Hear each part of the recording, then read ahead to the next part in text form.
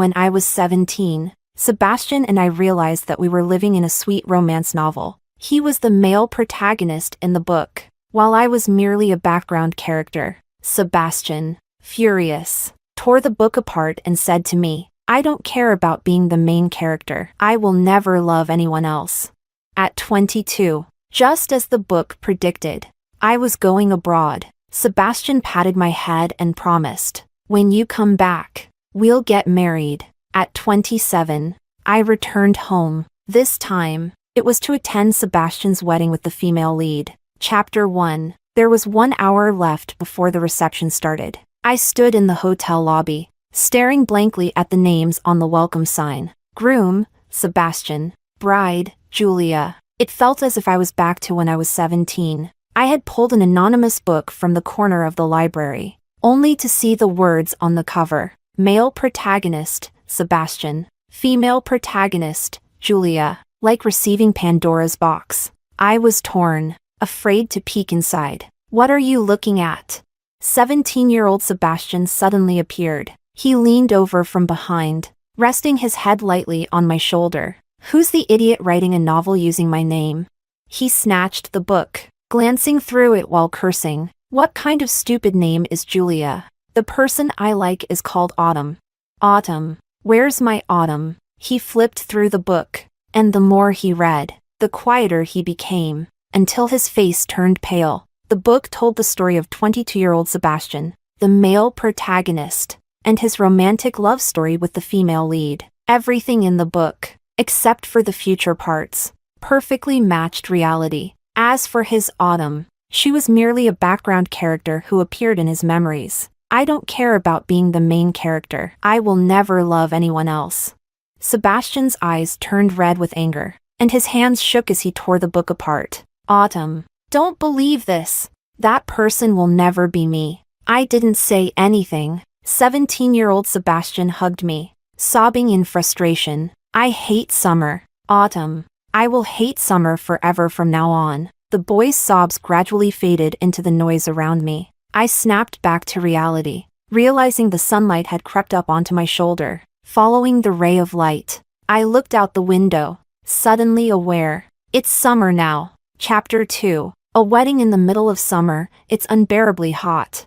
An older woman wiped the sweat from her brow as she entered the hotel, complaining to her companion. "Did you check the calendar? Today's not even an auspicious day. What's the Su family thinking? Sebastian's just in a rush to get married. I heard he proposed 5 times before the girl finally said yes." Her companion, brimming with gossip, continued proudly. "The Su family has been planning this wedding for years. So once the bride gave the nod, they pulled it together in just 7 days. Wow. Does Sebastian really like that Julia girl that much?" The older woman's voice faded with her footsteps. I couldn't help but recall. How much did the Sebastian in the book love Julia? He loved her so much that after knowing her for just 6 months, he secretly started preparing for their wedding. He loved her so much that despite their mutual affection, he took cautious steps for 5 years before finally entering her world. Even though he was never the patient type, usually bold and reckless, he loved her so much that he completely forgot. At 17, he had picked up a corner of the torn book. On the blank part, he immaturely wrote, "In the name of Sebastian, I warn every storyteller, first, Sebastian will not be the male lead. Second, the person Sebastian likes has only one name, Autumn. Third, no matter the circumstances, Sebastian will forever and always only love Autumn." "Mom, what does it say here?" A little girl stood in front of the wedding sign, pointing to a line of text. Following her gaze, I finally noticed the words written there. "With this grand ceremony, we invite you to witness our lifelong commitment. Sebastian Julia." Chapter 3. 15 minutes had already passed.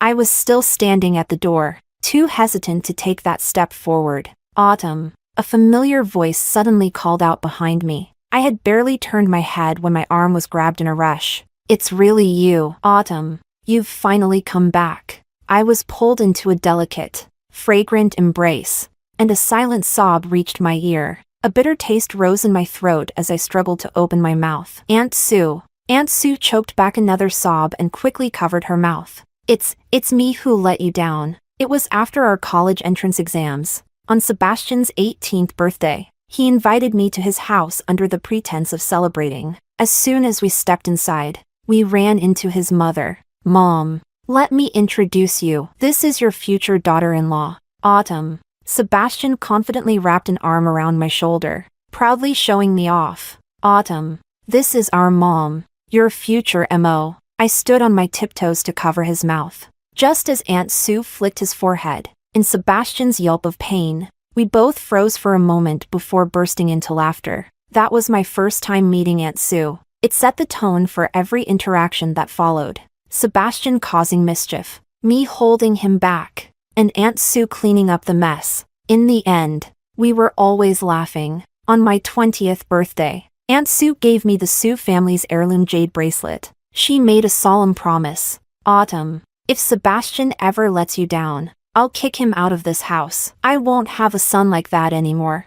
Now, Aunt Sue was apologizing to me. I hugged her back, raising my hand to gently pat her shoulder. All I could say was, Auntie, it's not your fault. Chapter 4. Aunt Sue was the first to release me. Autumn, this isn't the place to catch up. She quickly wiped her eyes and regained the composure of a proper host. It's hot outside. Come inside and sit down. I lowered my head as she took my hand, leading me unguarded into the banquet hall. We had barely walked a few steps when Aunt Sue suddenly stopped, her voice filled with tension. Autumn, don't misunderstand. Confused. I looked up and saw the wedding decorations, golden wheat and sunflowers, surrounded by autumnal blooms, created a romantic countryside scene. Scarecrows stood on either side. Rustic baskets of fruits and vegetables were on display, and a crescent moon hung over the stage. It looked like a Van Gogh painting. It was as if I had walked from summer straight into autumn.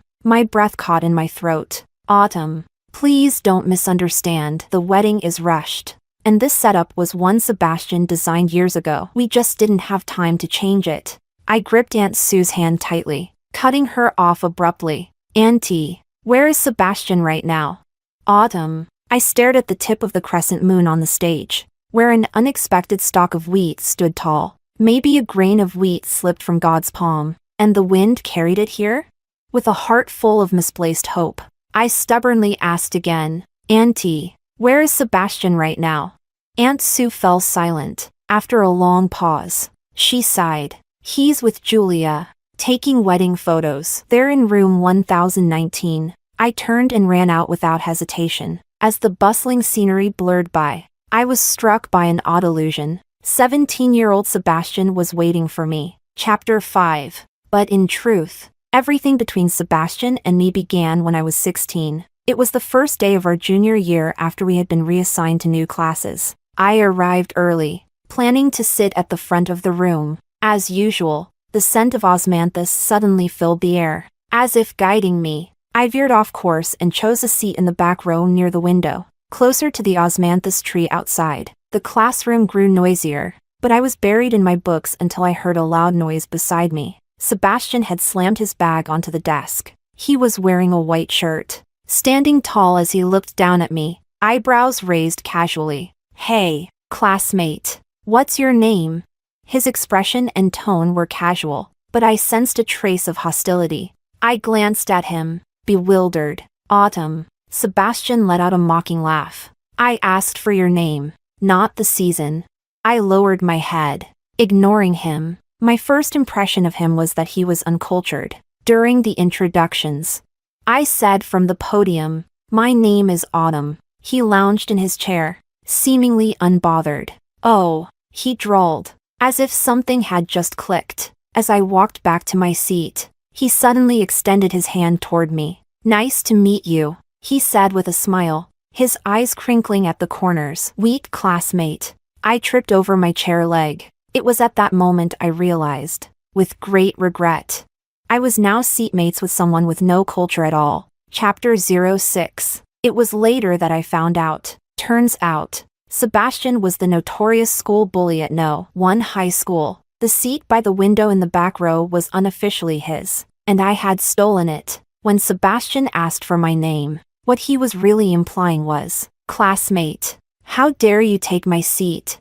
I thought it was so childish. Maybe it was because my parents worked overseas for most of the time, and I had been living alone since my freshman year. I had matured earlier than my peers and was distant by nature, with no friends. I was terrible at dealing with people like Sebastian. He would casually say things like, "Wait, can I borrow your homework?"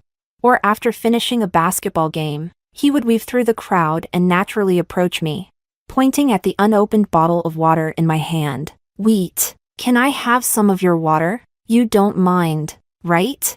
His tone was casual, but not intrusive. On the contrary, it felt like he was really close to you. I quietly summed up this quality of his in my mind as bad boy charm. One day, I saw him reject a bottle of water from a girl on the playground. His reason was, "Sorry, I don't accept gifts from girls. Don't want to cause any misunderstandings." The girl was not convinced. "But you accepted the water from your desk mate." "That's because I asked to borrow it." Sebastian tilted his head slightly and smiled as he added, "Besides, there's no misunderstanding between us." "What does that mean?" I stood frozen a few steps away, my mind completely blank for the first time in my life. But Sebastian saw me at that very moment, his smile widening to reach his eyes. He walked over slowly, step by step. "Wait, are you thinking right now that Sebastian seems to treat you a little differently?"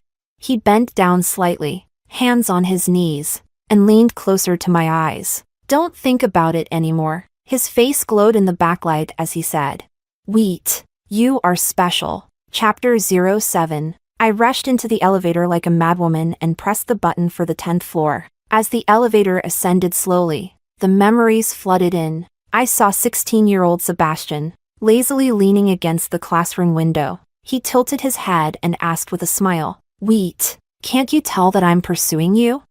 The elevator reached the 3rd floor. I saw 17-year-old Sebastian whispering in my ear during a Chinese class. As the teacher explained classical idioms, he leaned in close to ask me, "Wait, do you know how to explain the phrase 'love the house and its crow'?" Before I could answer, he handed me a note that said, "Love the house and its crow means because I like wheat. I also love every grain of wheat she bears," with no real knowledge. 17-year-old Sebastian had written the most beautiful love note in the world.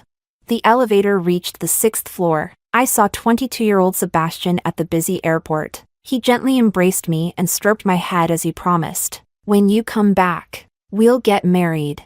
The elevator reached the 9th floor. All the images froze on that one day. After finishing a book together, Sebastian and I left the library. I can't stand it. The more I think about it, the angrier I get. Sebastian pulled me to the corner, grabbed my face, and gritted his teeth as he demanded, "Autumn, how could you be so heartless?"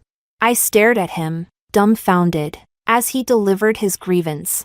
"How could you be just a bystander? If I lost my mind and ended up with another woman, how could you just stand by and do nothing?"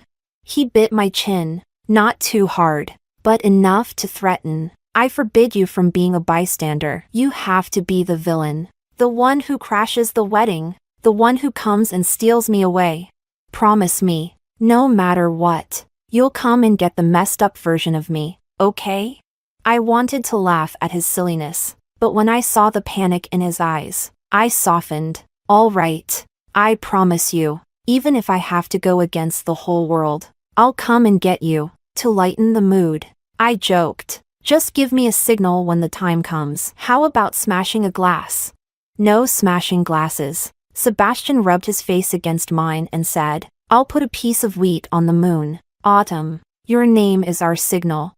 With a ding, the memories shattered into pieces. I returned to reality. The elevator had reached the 10th floor. Chapter 8. The hands of time turned back to the present. Suddenly, I couldn't bring myself to step through that door, until I heard a familiar voice in the hallway, with that casual tone and a light laugh. "Come on, guys. Have a heart. I just want to take a picture of my bride." "That's not a crime, is it?"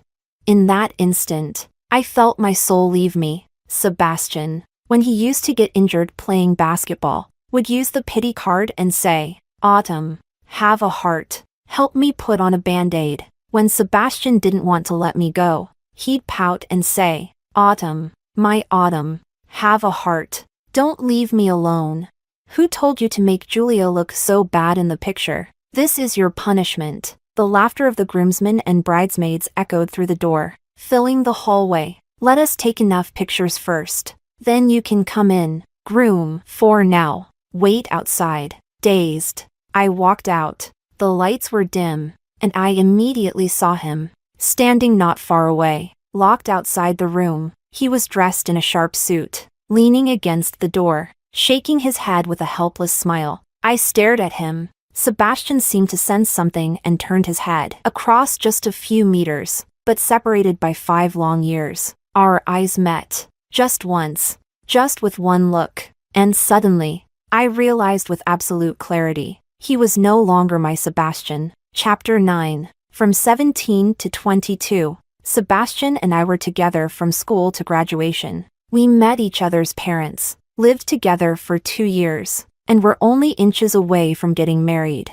The night before I left the country, Sebastian was already planning our wedding. But then, my father, who was abroad, suddenly had a life-threatening accident. We didn't have time to say a proper goodbye, and we parted hastily at the airport. The last thing Sebastian said to me was, "When you come back, we'll get married." I never expected that this would be the beginning of us losing contact completely. I tried to return, but every flight I took got cancelled. Every car broke down, and when I tried to walk, I would faint. Everything in my world seemed normal, but whenever I tried to find Sebastian, my surroundings would suddenly turn into a deserted island. It was as if the universe itself was stopping me. From 22 to 27, between Sebastian and me, there was nothing but emptiness, until yesterday, when I suddenly received the first message from Sebastian in 5 years. "I'm getting married. Will you come back?"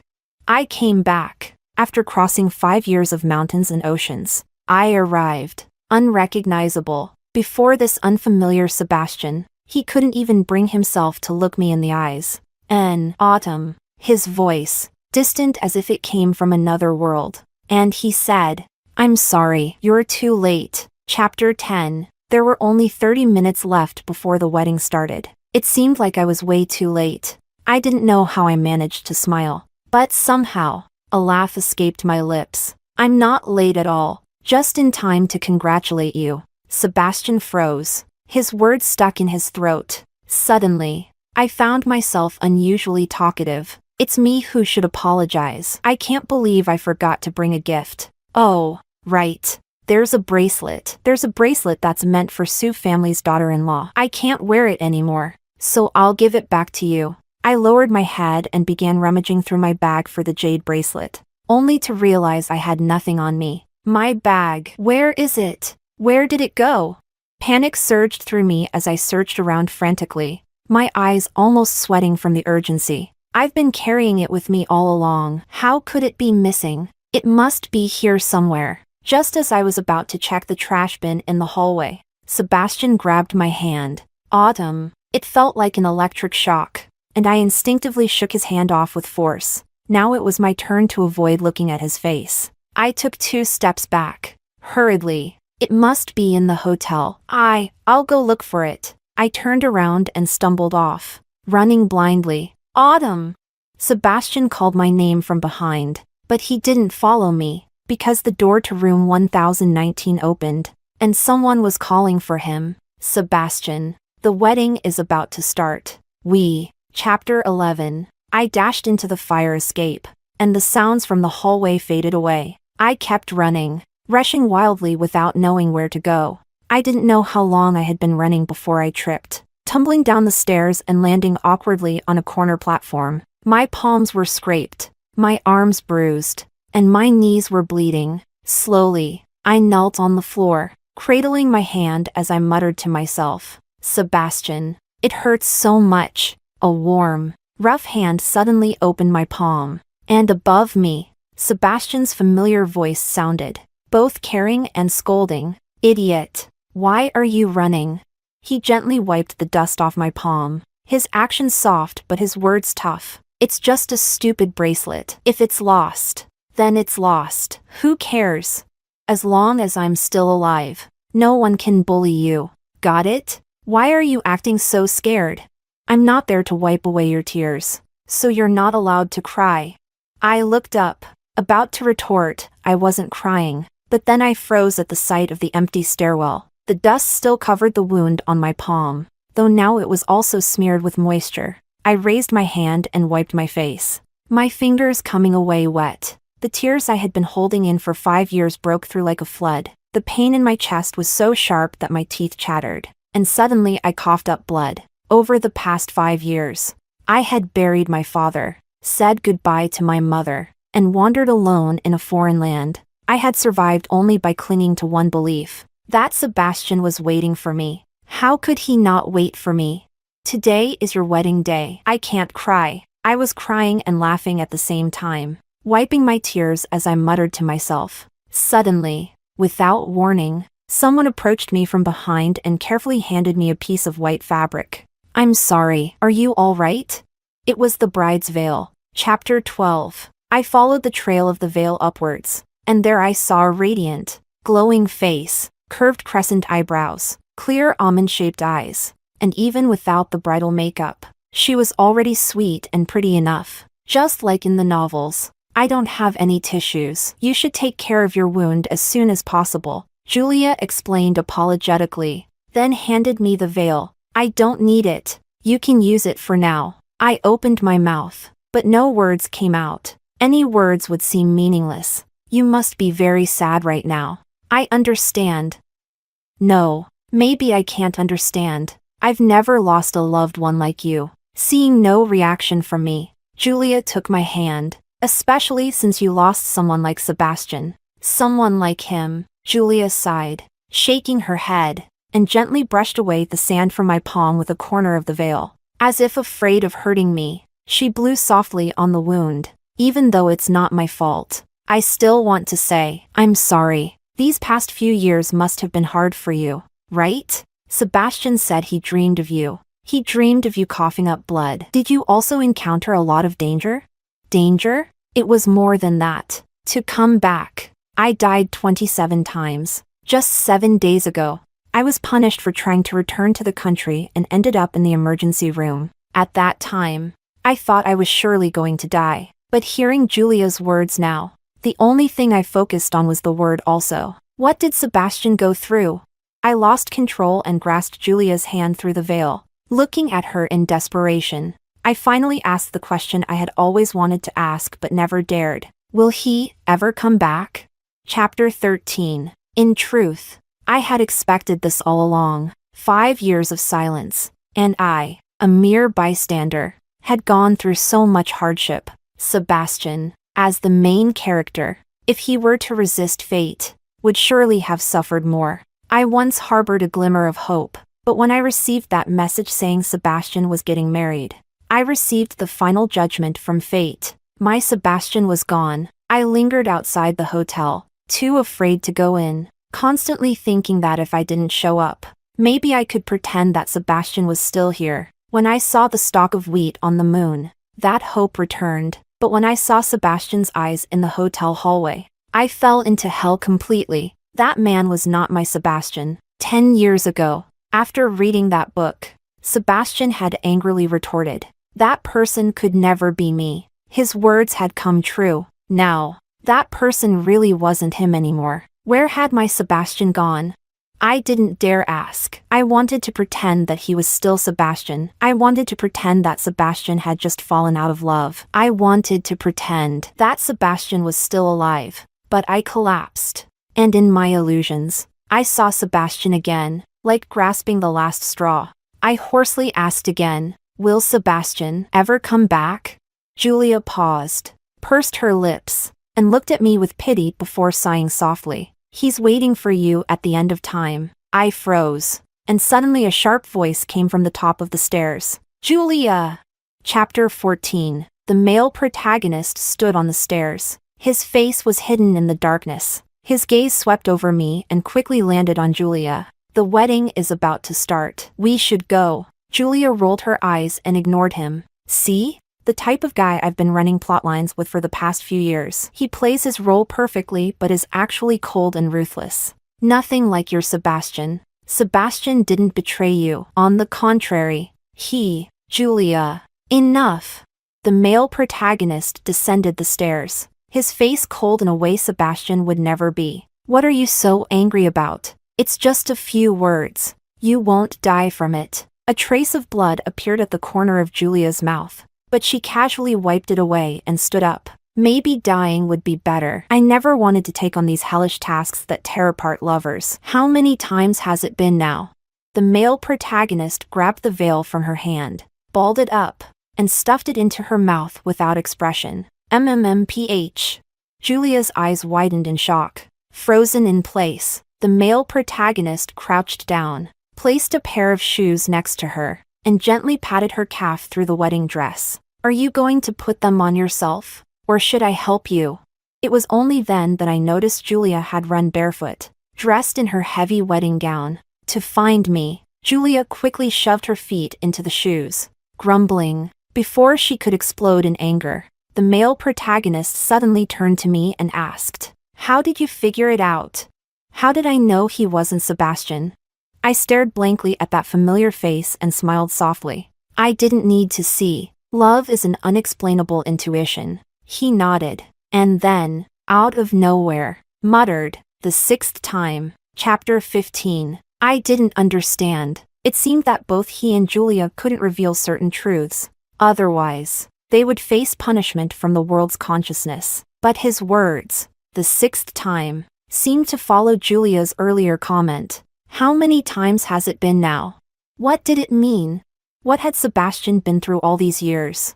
This wedding is part of the plot, but it's also something he left for you. The male protagonist suddenly took the small wheat-shaped brooch from his suit and handed it to me. If you want to know what he left behind, see for yourself. With that, he stood up, his face emotionless. David, you. Julia let out a surprised cry, but David quickly covered her mouth. Let's go. Time to get married. He dragged Julia up the stairs, disappearing into the darkness. All I could hear was Julia's cry. I'm not marrying you. Ah, why are you coughing up blood? I looked down at the small wheat brooch in my hand, and my vision blurred. This wedding had originally been planned for me by Sebastian, 5 years ago. Not long after we graduated from university, he had already been quietly preparing for our wedding. He would always hide in the study, scribbling on paper, refusing to show me. The night before I left for abroad, I kept pestering him to tell me more. If you see it, there won't be any surprise left. After much pleading, Sebastian finally relented a little and revealed, "Fine. I'll tell you this. The theme is based on the title of a book. The rest you'll have to guess." Even though Sebastian always called me Autumn or Wheat, I guessed it might be Neruda's Roses, Yu Guangzhong's Moon, or Leighton Brando's Galaxy, but I never guessed that the theme of the wedding would be wheat. What's romantic about cheap wheat compared to roses?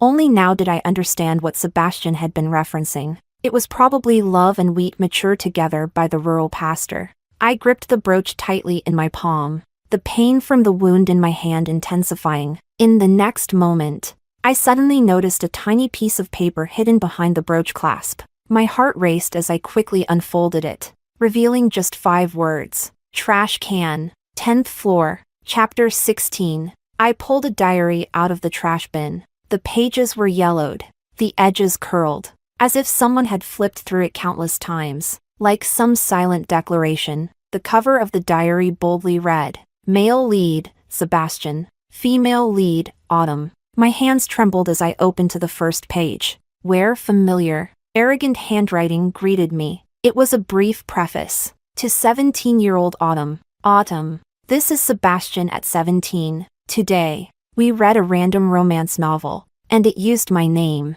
which made me really angry. Even though you promised me you wouldn't believe anything written in that book. And you also promised that if I ever messed up, you'd come and steal me away. But it's now 3 in the morning, and I can't stop thinking about it. Tossing and turning in bed. Okay. I'm still sulking. I'm a petty person. I hate this cruel joke from fate. I hate that it cast you as just a supporting character in my story. And I hate its plot. It's ridiculous. Does it think it's the only one who can write stories? I'm so mad. So, I'm going to write my own book. A book that's only about the two of us. From school to wedding. From 17 to 97. A beautiful story where we love each other and never part. I want this book to be written by me and my weak classmate. And I plan to spend my whole life writing it. So, I have to ask, weak classmate, will you be my female lead? After a long pause, at the bottom of the page, there were some hasty, messy scribbles. What am I writing? Am I proposing? Isn't it way too early at 17? Autumn definitely won't believe I'm serious. Okay. I can wait until we're a bit older. Until wheat matures. Autumn. I won't go back on my word. But, I turned the page, and the first thing I saw was a sentence written by 22-year-old Sebastian. Autumn. I'm sorry, I'm afraid I'm going to have to break my promise. Chapter 17. Today is the third day since you left, and I still can't reach you. I sent people to the hospital address you gave, but it's like all information about you vanished into thin air. No one can find you. I want to go look for you, but it feels like there's someone else living in my body. I don't know what he's done with my body, but after you left, my thoughts became jumbled. My memory's blurry. Am I going mad? If I go mad, I won't be able to marry you. And then you absolutely have to forgive me. Autumn. No, wait. Forgiving me would mean you don't care. So Autumn, you mustn't forgive me. Look at me. I must really be sick. I'm talking in circles. Mom just came to bring me my medicine. That's when I realized I was wrong. It's already been 10 days since you left. Chapter 18. Autumn. I met that Julia. She started as an intern at the company. And on her first day, she spilled coffee all over my suit. Such a cliché opening. Of course, I made her pay the cleaning fee and banned her from ever entering my office again. But weirdly, in the blink of an eye, she somehow became my assistant. It must be the work of that other person inside me. Autumn. I'm so mad, but I can't get rid of him. Autumn. Please come into my dreams and comfort me. At least let me know if you're safe. Chapter 19. Autumn. You used to ask me every year what my birthday wish was. I didn't want to tell you because I was afraid that saying it out loud would make it not come true. But now, I really want you to know. Every year, my birthday wish has been the same. When the wheat ripens, I want to marry my Autumn. I really want you to know. Maybe the Sebastian in that book proposed to the heroine 5 times. But your Sebastian, from 17 to 22, has wished for only one thing. And that is you. Until today, when I'm about to celebrate my 23rd birthday. Forgive me, but this year I've changed my birthday wish. If you want to know what my new wish is, come back and ask me soon. If you don't come back, I don't know how much longer I can wait. All right, I'll leave my wish here for you to read. Just in case. I hope any passing gods will turn a blind eye and grant me this favor. Sebastian's 23rd birthday wishes for Autumn to be safe. Chapter 20. Autumn. Don't blame Mom. Every time I wanted to go see you, I got sick. And it got worse each time. I had a severe car accident on my way to the airport. And it terrified her. She started to think of Julia as my miracle cure. So don't blame her. Chapter 21. Autumn. I had a dream today. I dreamed of the first day of our second year in high school. And instead of sitting next to me, you sat in the front row. But I still noticed you right away. You always sat there alone, reading, never smiling or talking, like an icy stalk of wheat. So adorable. I called you wheat, and you still gave me that same look, like I was a fool. I liked it, couldn't help but laugh. You know the rest of the story. I still ended up falling for wheat. Isn't it strange? It was so easy for me to notice you and be drawn to you. But why didn't I notice you at all in our first year? Heaven must have played some trick on us. But what heaven didn't know, no matter how many times we start over, no matter how our story begins, as long as wheat is there, I'll fall for her, over and over again. Chapter 22. Autumn. I saw you coughing up blood again. David says that because we defied the plot. This is our punishment. I didn't know you were fighting to reach me too. I should be happy, but the thought of you suffering takes all my joy away. Mom can't even tell the difference between me and David anymore, and that's probably for the best. But sometimes I wonder, can you tell that he's not me? I want you to know, but at the same time, I hope you don't. 5 years. I really want to see you again, but it looks like I'm running out of time. You've been taken to the ER. The plot is almost over, and the world's consciousness is forcing me to make a choice. What a joke. Doesn't it already know? From the very beginning, there was only one choice for me, and that's you. But forgive me, Autumn. I'm afraid I'm going to leave you behind. Forgive me. I can't make it to our wedding.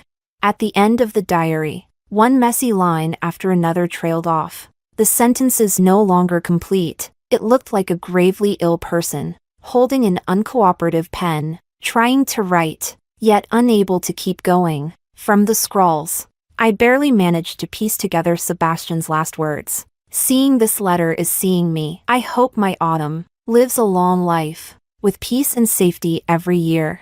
I held the diary close, curled up next to the trash can, and finally broke down crying. Sebastian, oh Sebastian, if I had a chance to take you away, whether you were insane, completely changed, lost your memory, or fell out of love, no matter which version of you, as long as there was even the slightest chance, I would have become the villain to take you away. But, Sebastian, you didn't tell me that my opponent was fate. You didn't tell me. When I lost you completely, how could I hold on to someone who no longer exists? I'm so useless. All I can do is helplessly and desperately beg again and again. Please, God, give me back my Sebastian. Chapter 23. I don't know how long I cried. I only knew my heart hurt so much. The pain pulling me into darkness. I wanted to sleep. Suddenly, I heard a sigh from the hallway. If I'd known you'd cry this much, I wouldn't have written the diary. In a daze, I opened my eyes and, in a blur, I saw Sebastian again. He crouched in front of me, his eyebrows furrowed, looking at me with deep affection as he coaxed. Autumn, be good. Stop crying. We'll meet again. I stared at him for a moment before letting out a sudden, weak laugh. You're not real, Sebastian. You're trying to trick me. Sebastian followed with a helpless smile, one that looked more like crying. Today is the 7th day since my death. I'm real. I came back to see my Autumn. It's my fault. I made my Autumn wait too long. I was never one to act spoiled. But in front of Sebastian, I always became a bit more needy. When he apologized, I couldn't help feeling even more aggrieved. You promised you'd wait for me to come back. Today should have been our wedding. How could you leave me all alone? It's my fault. Sebastian reached out to touch my face but stopped just before his hand made contact. I bit my lips sadly, and before he could pull away, I leaned my cheek into his hand. Sebastian smiled gently. Next time, Autumn. Next time I'll marry you early. I won't wait until I'm 22. Will there really be a next time? Yes, it's what this world owes me. Sebastian pretended to pinch my cheek, though he didn't actually touch me. But until the next time comes, Autumn, you have to live well, live happily, live a long, long life. If something happens to you, the world will blame me. And what if it doesn't give me a chance to come back? I thought Sebastian was trying to trick me into staying alive. But even if there's only a 1 in a million chance, even if all of this is a lie, how could I dare refuse him? Sebastian, you're so cruel to me. I'm sorry. Autumn, please stop crying. You haven't figured out the theme of this wedding yet, have you? I hid the answer in the wheat stalks by the banquet hall wall. Get up and take a look, okay?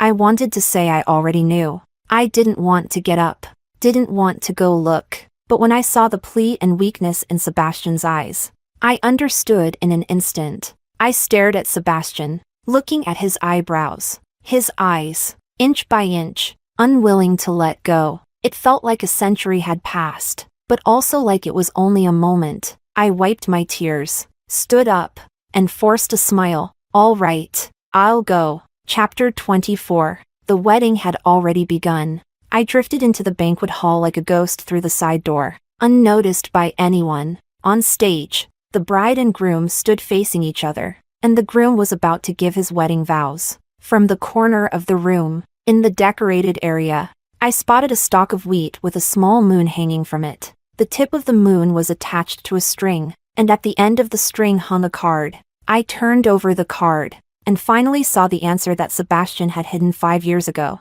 It was a letter, quoting from Wang Xiaobo's writings. The wheat has ripened.